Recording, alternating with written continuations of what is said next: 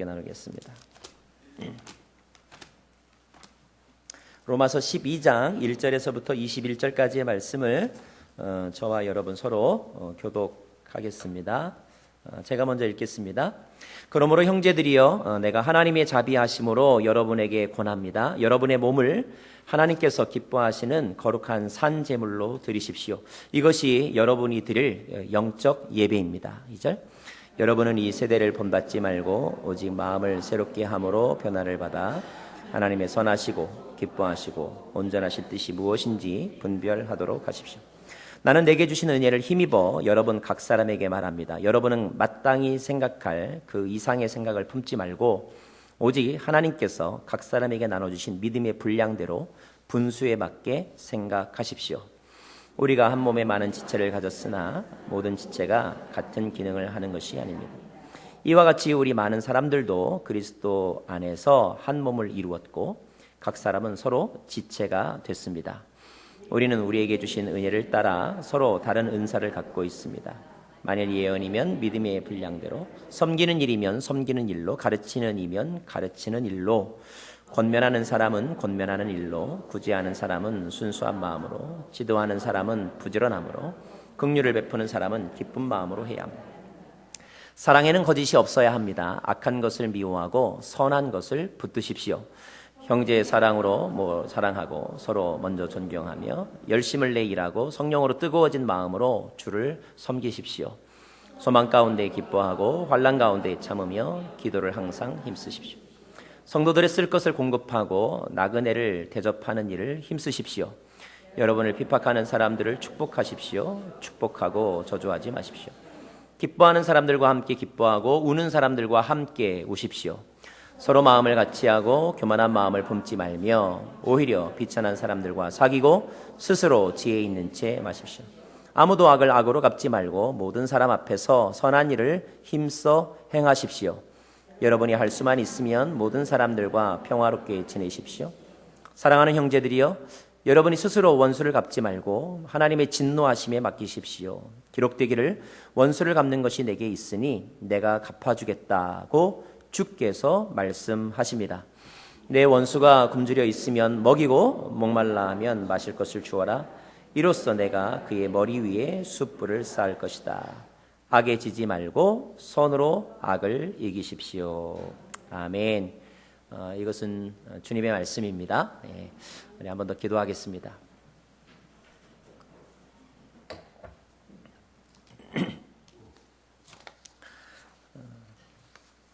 로마서를 통하여서 주님의 말씀을 대하게 하시니 감사드립니다. 이 말씀을 다 이해할 수 있는 능력이 저희에게는 부족합니다. 성령께서 가르쳐 주시고 또 깨닫게 해주셔서 오직 주님께서 말하고시자 하는, 말씀하시고자 하는 그 뜻을 마음에 새기는 복된 시간이 되게 하여 주옵소서. 예수님 이름으로 기도합니다. 아멘.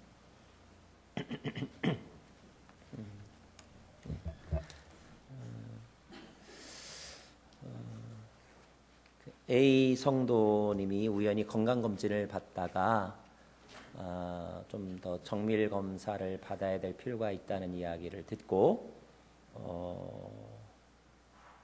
이제 전문 병원을 찾아가기로 했습니다. 종양이 보이는데 이게 양성인지 음성인지 검사해 보아야 한다는 거예요. 평소에도 건강에 자신이 별로 없었던 차였기 때문에 그날부터 불안해가지고 잠을 잘 수가 없는 거예요. 안 좋은 생각들이 꼬리에 꼬리를 물고 자꾸 일어납니다. 만약 암이면 어떡하지? 또 애들은 어떡하지? 이런 생각들. 갑자기 자기가 이제까지 살아왔던 그 과거가 이렇게 파노라마처럼 이렇게 쫙 지나가는 것입니다. 배우자와 자녀들에게 잘못했던 게 막 생각이 나서 후회가 되는 거예요. 내가 벌 받았나 보다, 이런 생각도 들고요. 운동하라 소리 많이 들었지만 운동하지 않았던 거, 그리고 음식을 제때제때 절제하지 않고 마구마구 먹었던 거, 이런 것들이 막 후회가 되는 거예요. 그리고 이제까지 막 당연하게 여겼던 거, 너무 당연해서 막 불평했던 거, 아우 뭐 직장 때려치고 싶어, 막 이렇게 생각했던 것이 싹 사라지고 자기가 일할 수 있었다는 것이 얼마나 감사한가, 의미 있게 이렇게 다가왔습니다. 마음의 소원은 이거죠. 제발 이 악성이 아니기를, 이런 마음. 그리고 그날부터 한동안 소홀했던 하나님을 찾기 시작하는 거예요. 자기도 조금 이렇게 머쓱했는지, 그렇다고 갑자기 새벽 예배 나가기는 좀 쑥스러우니까 새벽 예배나 철야 기도까지 간 건 아니지만, 그러나 하여튼 마음속에는 하나님 제발 좀 도와주세요, 살려주세요, 이런 기도를 드리기 시작을 했습니다.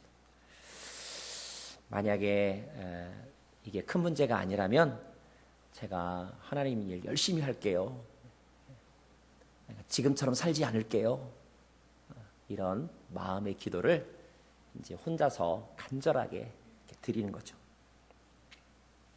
아마 이 자리에 계신 분도 아마 그런 상황에 처하게 된다면 아마 비슷하게 그렇게 반응할 거라고 생각이 됩니다. 살고 죽는 문제가 달려 있다면 그 기도는 더욱더 간절하겠죠. 드디어 이제 몇 주 후에 정밀 검사를 받았습니다. 결과가 나왔어요. 근데 정말 감사하게도 그 의심스러웠던 종양이 아예 보이질 않는 거예요. 아예.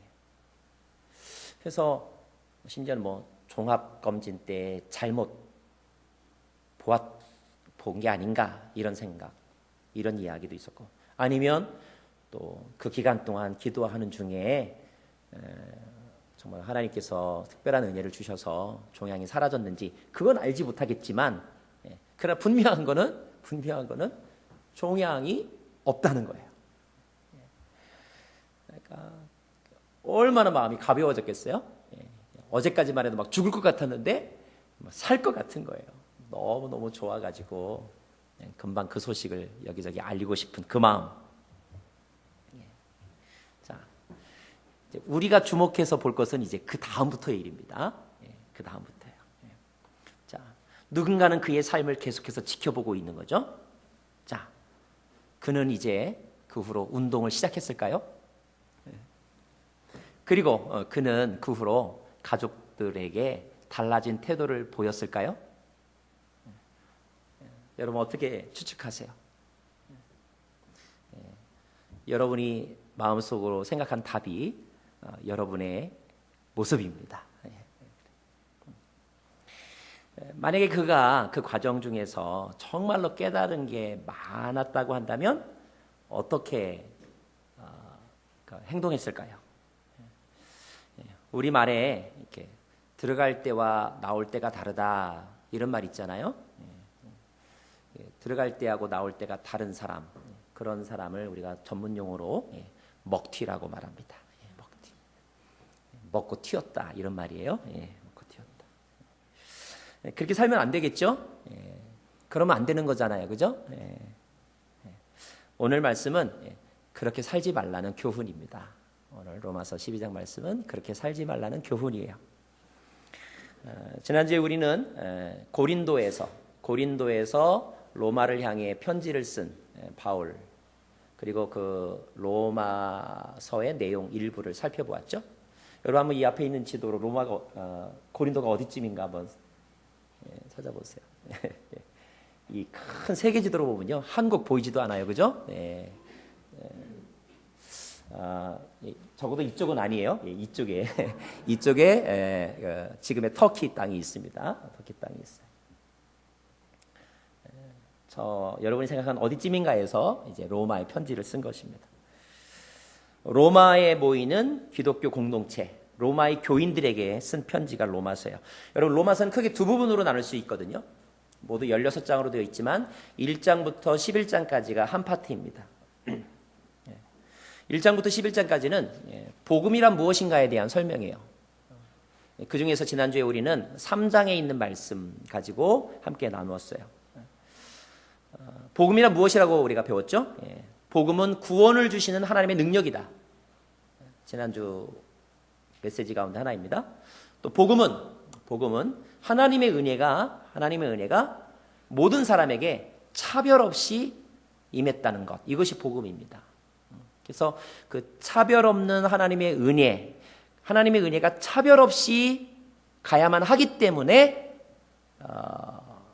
선택된 구원의 방법이 뭐냐면 믿음으로 구원을 얻는 거예요. 믿음으로 구원 얻는 것. 그리고 하나님에게는 모든 사람이 다 특별하다.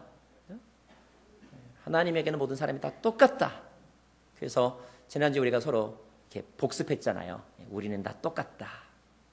우리는 다 특별하고 우리는 다 똑같다. 이것을 여러분 기억하실 것입니다.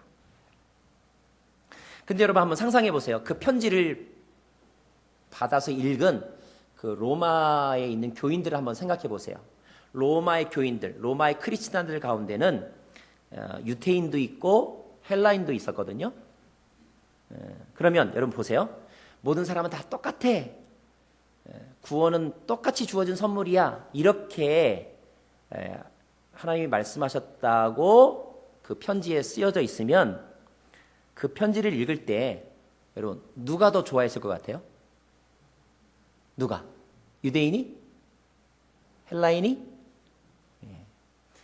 헬라인이 더 좋았을 거예요. 왜냐하면 당시에 그 교회의 핵심 리더십은 되게 유대인들이 다 가지고 있었거든요. 그리고 유대인들이 헬라인들을 약간 무시했어요. 심지어 구원에 있어서도 너희들은 두 번째야 이렇게 무시하는 경향이 있었어요. 그렇기 때문에 헬라인들 중에는 모든 사람 다 똑같다 이런 말을 할 때 너무 마음이 좋았을 거예요. 그리고 어쩌면 속으로 이렇게 생각했을지도 몰라요. 것 봐라. 너희들 생각 틀렸어. 유태인들 너네들 틀렸다니까. 똑같아. 이렇게 생각했을 것 같아요. 그런 사람이 있었을 것입니다. 그런데 만약에 그렇게 기분이 좋아서 어떤 헬라인 중에 너무 기분이 좋아서 유태인들 것 봐라 이런 생각을 가지고 있고 그 생각이 너무 커서 약간 우쭐한 마음까지 갔다면 아마 그 헬라인도 이번에는 거꾸로 누구를 무시했을 것 같아요? 유대인을 무시할 가능성이 있습니다. 왜냐하면요. 당시 유대인들은 나라가 없어요. 나라가 없이 로마의 나라가 뺏겨서 지금 거꾸로 로마에 와서 살아가고 있거든요. 그래서 유태인들 입장에서는 진짜 가진 게 없어요. 나라도 없고 왕도 없고 그들에게 유일하게 남아있는 프라이드, 자긍심이라면 딱 하나 뭐예요? 하나님에게 선택받았다는 거예요. 그것도 먼저 선택받았다는 거 이거예요. 그런데 그거가 이제는 똑같아 이렇게 해버리면 유태인들이 이제 뭐가 돼요? 진짜 자랑할 게 하나도 없는 거예요. 진짜 자랑할 게 하나도 없어요.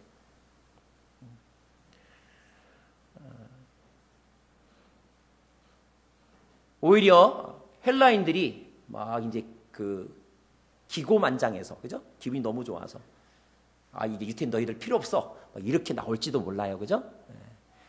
그래서 로마서를 가만히 읽어보면 하나님이 이렇게 헬라인이 듣기에 기분 좋은 말씀만 하지 않아요. 또 유대인이 들어서 기분 좋은 말씀만 하지 않아요. 똑같아요. 하나님은 똑같이 기분 좋은 얘기를 하세요. 똑같이 기분 좋아야 할 얘기를 하십니다. 그래서 로마서 11장 이후를 보면 헬라인들에게 뭘 가르치냐면 그럼 유대인의 중요성은 어디에 있고 유대인의 역할은 무엇인지 너희들 똑같다고 해서 유대인 무시하면 안 돼? 이런 의미로 설명해 주고 계십니다. 결론은 이거예요. 결론은 뭐냐? 유대인이나 헬라인이나 처음 온 사람이나 나중 온 사람이나 또 자유자나 노예나 남자나 여자나 다 똑같다. 다 똑같다. 다시 한번 복습하겠습니다. 자, 따라해 주시겠어요? 우리는 다 똑같다. 똑같이 죄인이고 똑같이 특별하다. 예, 이거예요. 이거를 잊어버리시면 안 됩니다. 자, 그 내용을 쓴 것이 11장까지이고 그 다음 이제 12장부터 16장까지는 그런 은혜를 입은 사람들이 어떻게 살아야 하는가를 가르치고 있는 내용입니다. 12장부터. 그러니까 그렇게 하나님의 은혜로 구원을 얻었다면, 하나님의 은혜로 병이 나았다면,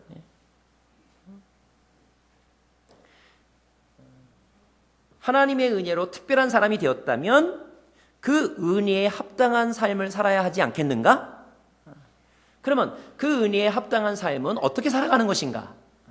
이것이 12장부터의 내용인데 오늘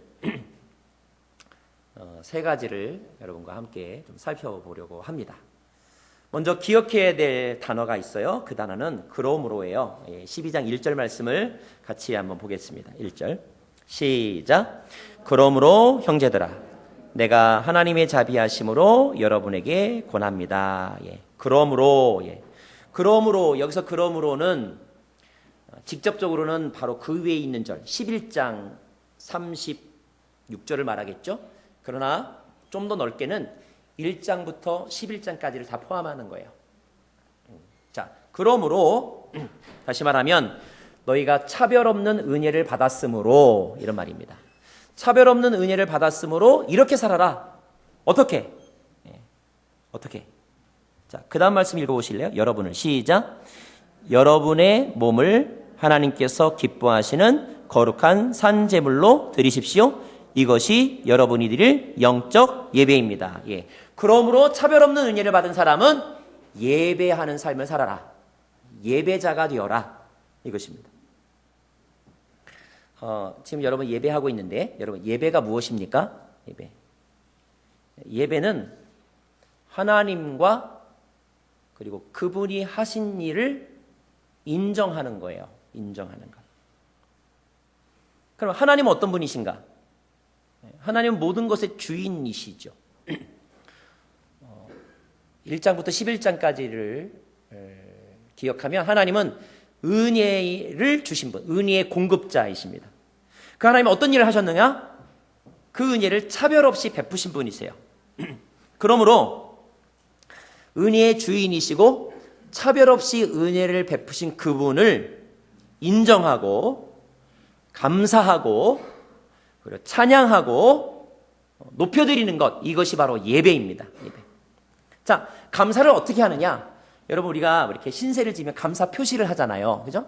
예를 들어서 우리가 선물이나 돈으로 감사 표시를 한다고 한번 생각해 보세요. 자, 어떤 분이 여러분에게 직장을 소개시켜줘서 취직이 됐어요. 그러면 감사 표시 해야죠. 그죠? 은혜를 아는 사람이면 감사 표시 해야죠. 자, 얼마 정도 감사 표시 하실래요?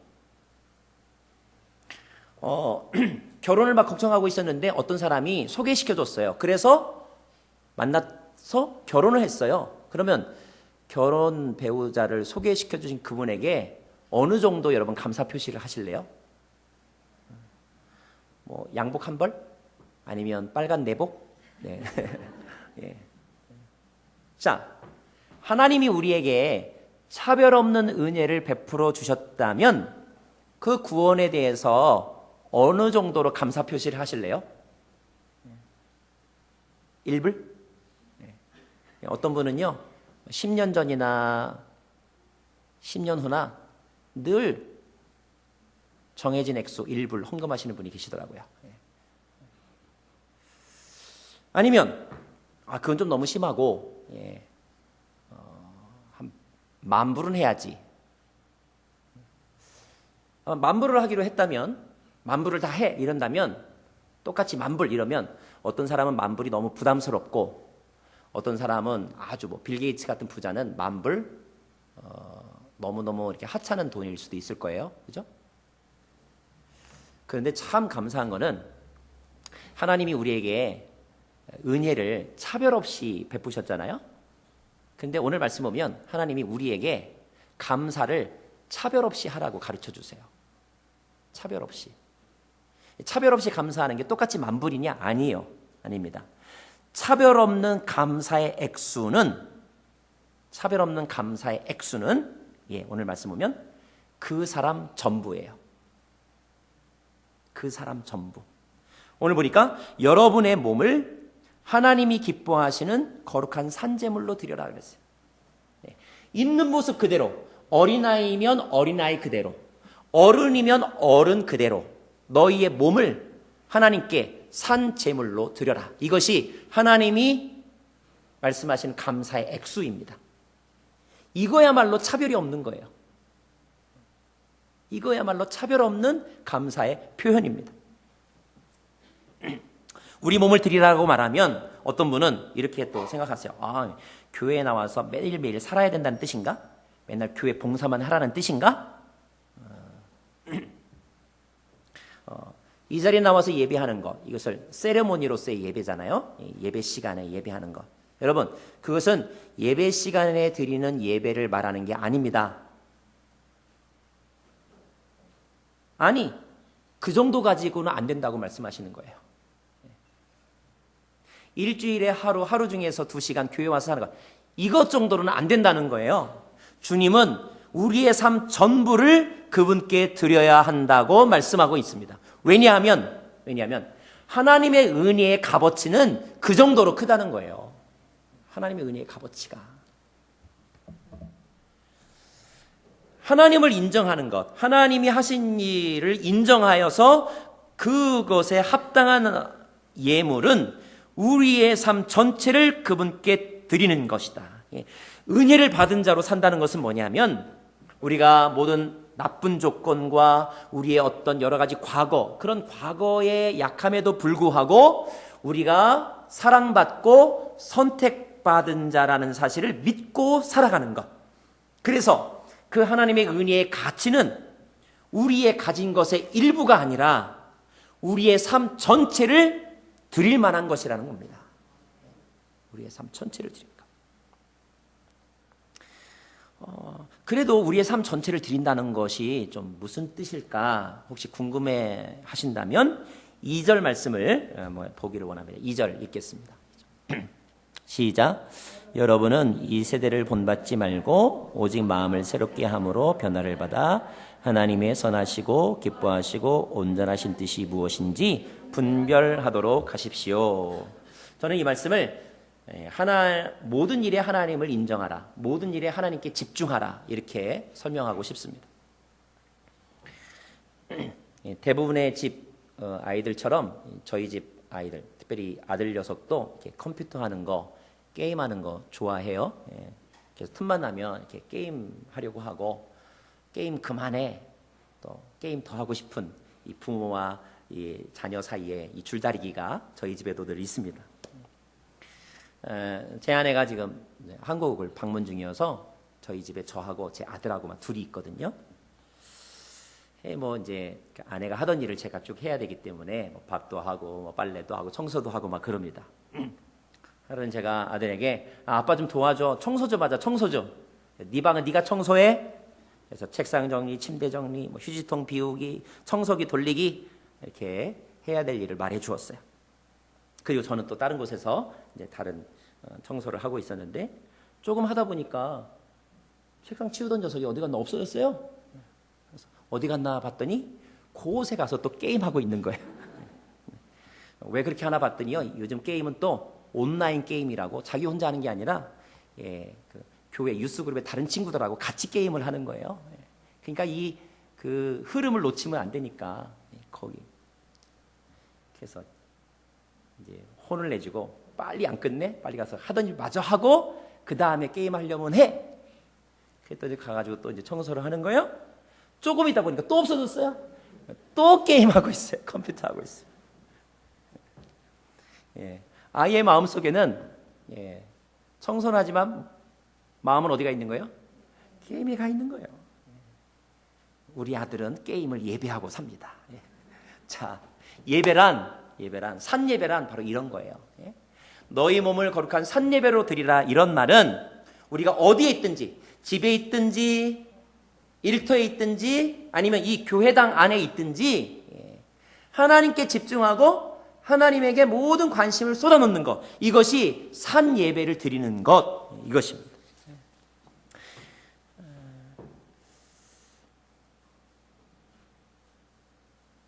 2장 처음에 보면 이렇게 돼 있잖아요. 너희는 이 세대를 본받지 말라 그랬어요. 이 세대의 모습이 무엇입니까? 그 당시 로마 시대에도 그랬고 지금도 그러한데 그때나 지금이나 이 세대의 모습의 공통점은 뭐냐면 자기중심주의라는 거예요. 자기가 하고 싶은 거, 자기에게 좋은 거를 찾아다닌다는 거죠. 그것이 욕심이 됩니다. 그래서 쾌락주의, 권력지향주의, 물질주의로 나타나는 거예요. 그런데 하나님의 은혜를 입은 사람은 그런 모습을 부러워하지 말라는 것입니다. 부러우면 지는 거예요. 부러워하지 말아야 돼요. 부러운데 참는 게 아니라 부러워조차 하지 말아야 합니다. 그리고 어디에 관심을 가져야 되느냐?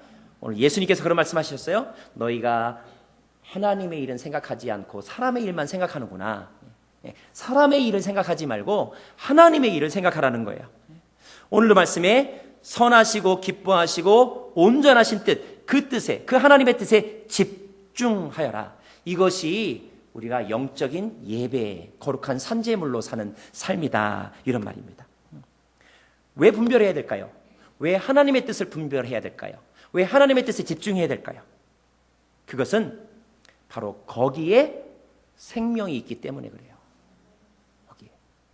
갈라디아서 말씀에 자기 육체를 위해 심는 사람은 육체로부터 썩어질 것을 거두고 성령을 위해 심는 사람은 성령으로부터 영생을 거둘 것입니다. 그랬어요.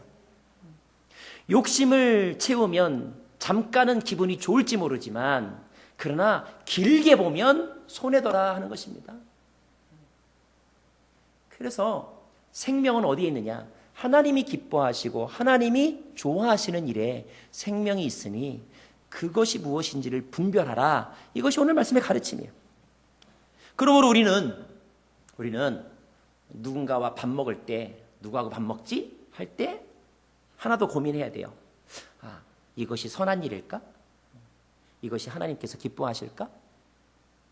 그리고 이것이 온전한 선택일까? 이렇게 고민해야 합니다.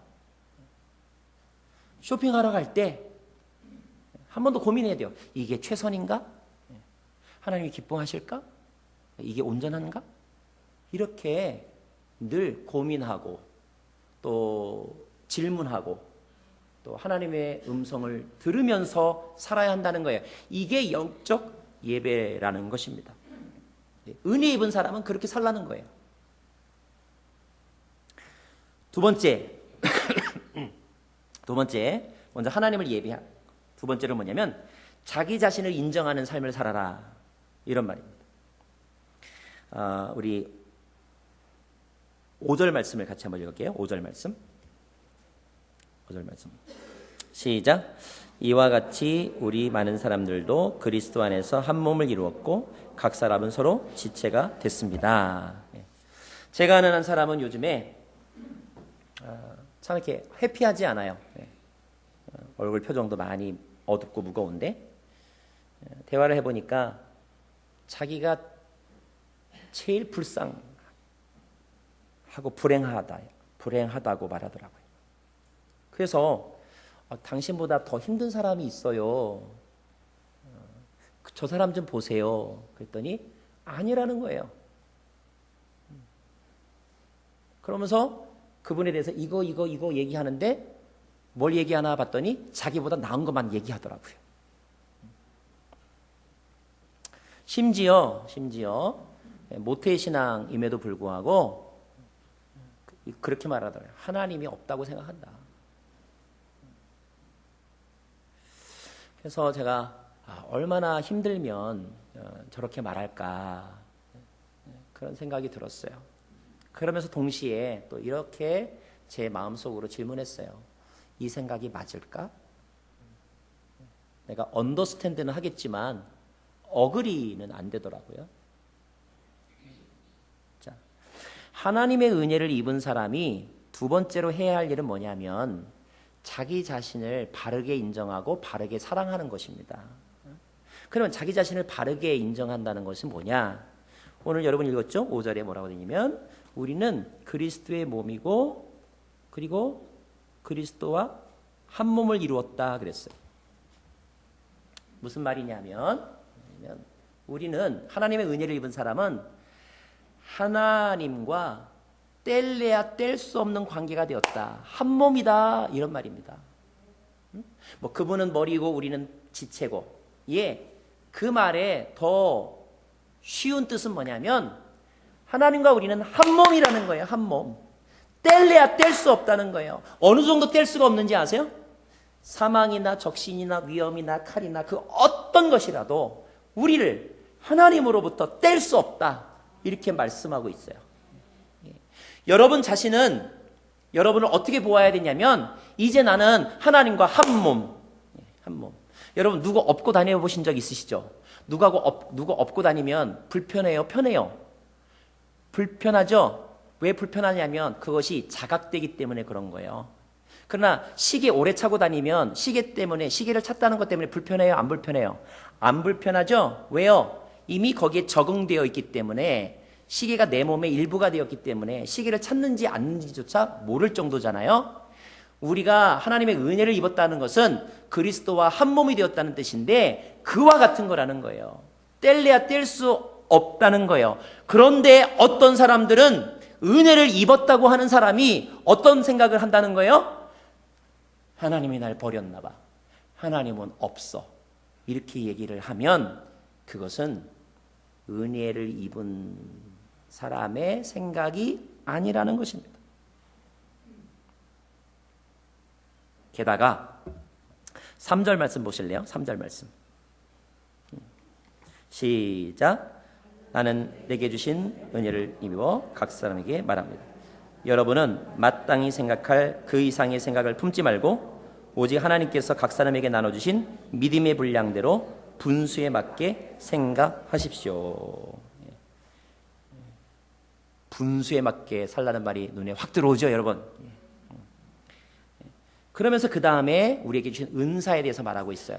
이게 무슨 말이냐면 하나님이 우리에게 각 사람에게 은사를 주셨다는 거예요. 은사대로 살아라. 은사대로 사는 사람은요, 은사를 먼저 감사해야 돼요.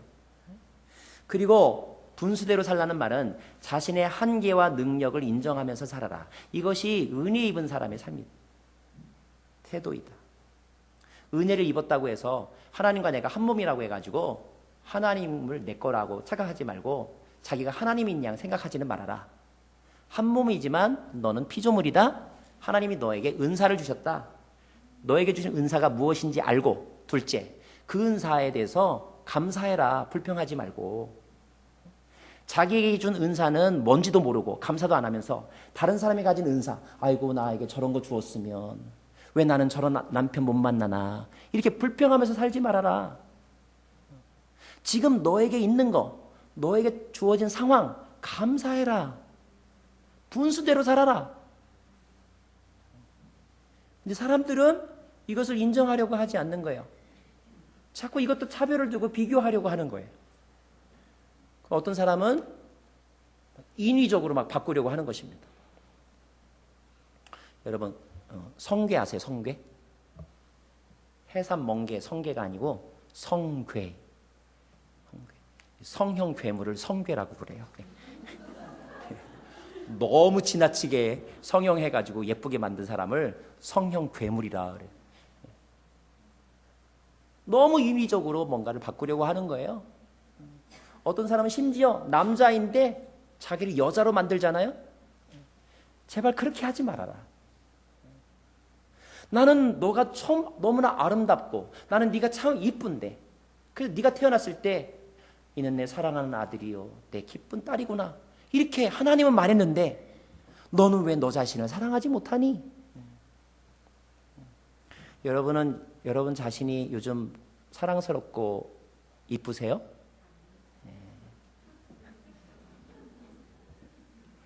물론 상황에 따라 가끔 이렇게 이러는 내가 싫어, 그죠?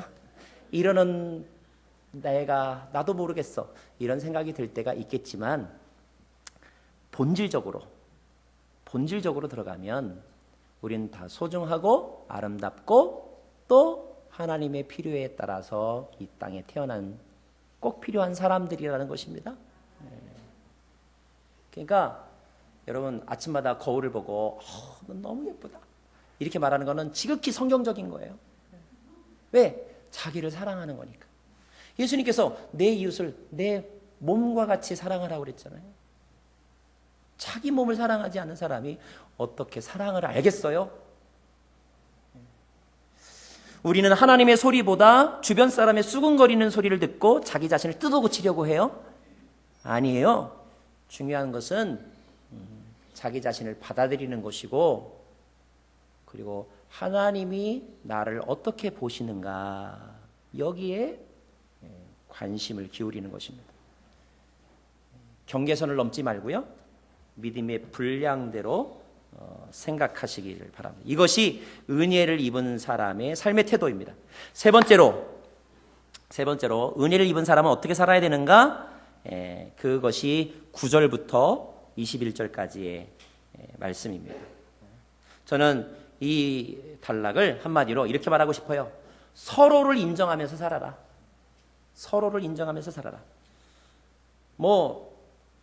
다 받아서 적어 놓을 말씀들, 쉬운 말씀들이 있습니다. 자, 먼저 무슨 말씀이 있냐면 거짓 없이 사랑해라, 이런 말씀이 9절에 있어요. 사랑에는 거짓이 없어야 합니다. 여러분, 거짓 없는 사랑이란 무엇일까요? 악한 마음이 없어야 된다는 거예요.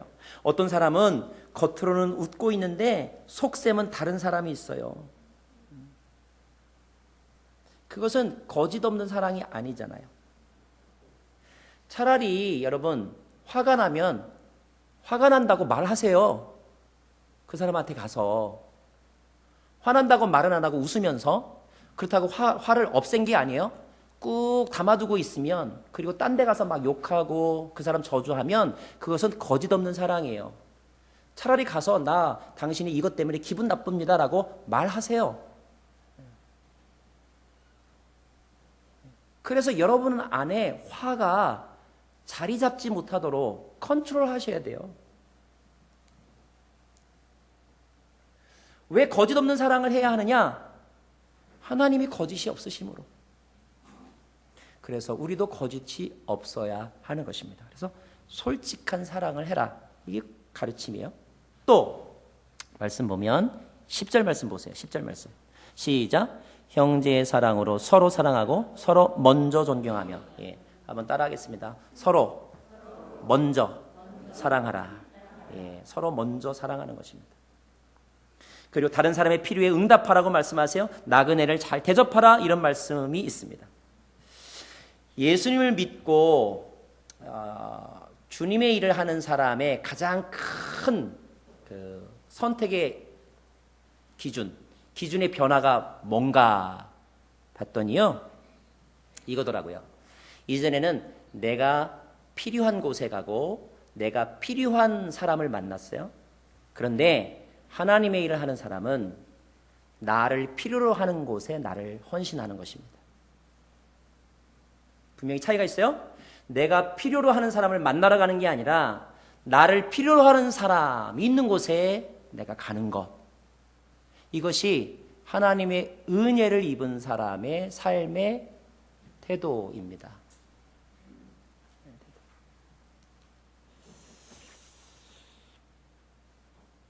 교만하지 말라는 말씀도 있어요. 16절 말씀을 같이 한번 볼까요? 16절 시작. 서로 마음을 같이 하고 교만한 마음을 품지 말고 오히려 비천한 사람들과 사귀고 스스로 지혜 있는 체 하지 말라. 왜요? 다른 사람에게 상처 줄 수 있기 때문에. 그것이 차별하는 것이기 때문에. 차별 없는 하나님의 은혜를 입은 사람이 힘써야 될 것은 또 하나 뭐냐? 18절 말씀 보겠습니다. 18절 말씀 시작. 여러분이 할 수만 있으면 모든 사람들과 평화롭게 지내십시오. 여기에 할 수만 있으면 이란 말을 써놓은 것으로 봐서 우리가 모든 사람하고 다 사이좋게 지낼 수는 없는 것 같아요. 그죠? 그렇잖아요, 우리가. 그러나 뭐예요? 할 수만 있는 대로 너하고 사이 좋은 사람이 2명이 아니라 10명이기를 바라고 10명이 아니라 100명이기를 힘써라. 그런 뜻입니다. 여러분, 평화를 이루는데 가장 중요한 게 뭘까요? 그것도 다 말씀에 있어요. 말씀 보니까 악으로 악을 갚지 말아라. 선으로 악을 이겨라. 선으로 악을 이기는 게 뭐예요? 용서하는 거죠. 용서하라는 것입니다. 핏 윌슨이라는 사람이 쓴 글 중에 이런 말이 있어요. 용서에는 큰 대가가 따르지만, 그죠? 맞죠? 참 힘들어요. 용서에는 큰 대가가 따르지만 용서하지 않으면 훨씬 더 큰 대가를 치르게 된다. 그것은 바로 당신의 마음을 잃는 것이다. 용서하지 않으면 우리의 마음을 잃어버린다는 거예요. 용서하지 마라. 분노와 후회의 노예가 될 것이다. 용서하지 마라. 당신의 기쁨은 조금씩 질식당할 것이다. 용서하지 마라. 다시는 누군가를 신뢰할 수 없게 될 것이다. 용서하지 마라. 쓴뿌리가 마음에서 긍휼을 밀어낼 것이다. 그러므로 여러분에게 축원합니다. 용서하지 마십시오. 할렐루야. 설교 잘 듣고 계시네요. 예, 이때 또 아멘 하시면 안 돼요. 예.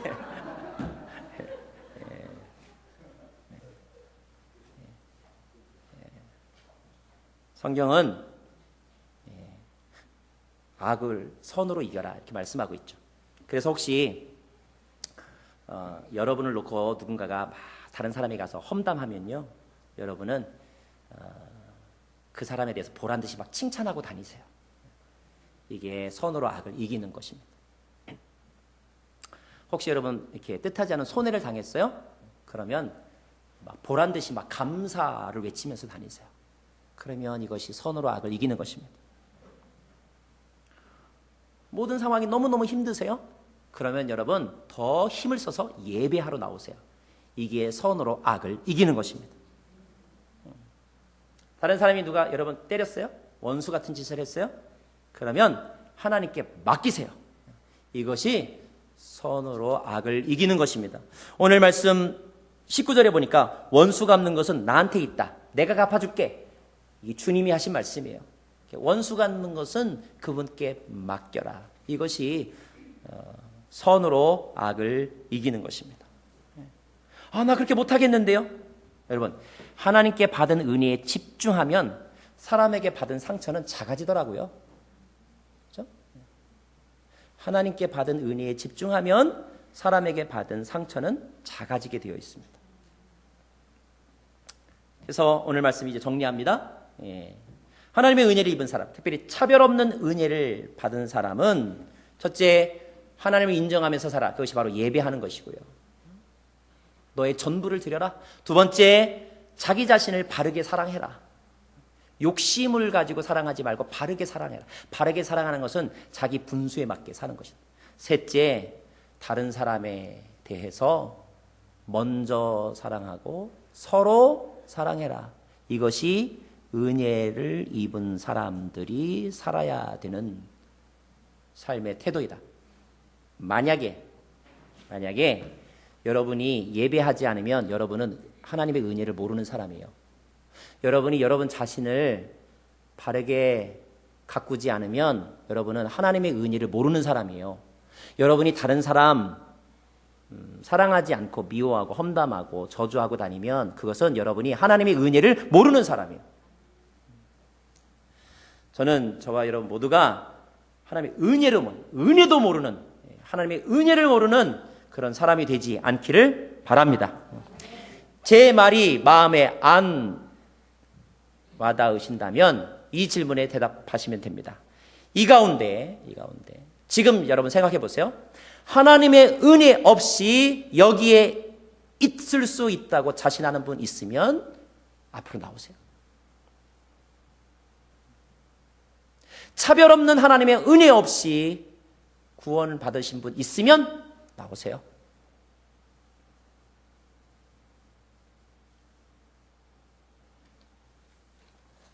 기도하겠습니다.